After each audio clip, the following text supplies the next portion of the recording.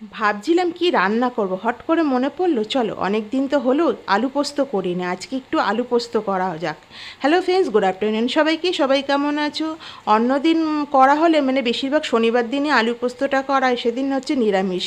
কিন্তু যেহেতু আজকে মঙ্গলবার, তাই ভাবলাম একটু পেঁয়াজ একটু রসুন দিয়ে ভালো করে একটু আলু পোস্ত করা যাক। ঝালটা অবশ্য বেশি দিতে পারবো না, কারণ মেয়েকেও তো খাওয়াবো। আর এই আলু পোস্তটা আমার বরের খুব ফেভারিট, কিন্তু ও বাড়িতে নেই, ওই জন্য বেশিরভাগ আমরা আলু পোস্তটা ও যখন বাড়িতে থাকে তখনই করি। কিন্তু যেহেতু অনেক দিন হয়ে গেছে করা হয়নি, তাই ভাবলাম চলো আজকে একটু করা যাক। আমাদের বাঙালিদের কোনো অকেশান হলে বা বাড়ির কোনো রান্না হলে কিন্তু সব আইটেমের মধ্যে কিন্তু একটা আইটেম থাকে, সেটা হচ্ছে পোস্ত। সে আলু পোস্ত বলো বা ঝিঙে পোস্ত বলো, যে কোনো একটা আইটেম পোস্ত থাকবেই। আর মাসকাবারির যখন বাজার করা হয় তখন পোস্তের উল্লেখটা কিন্তু সবার আগেই থাকে। তা বাঙালিরা পোস্ত খাবে না তা কি হয়?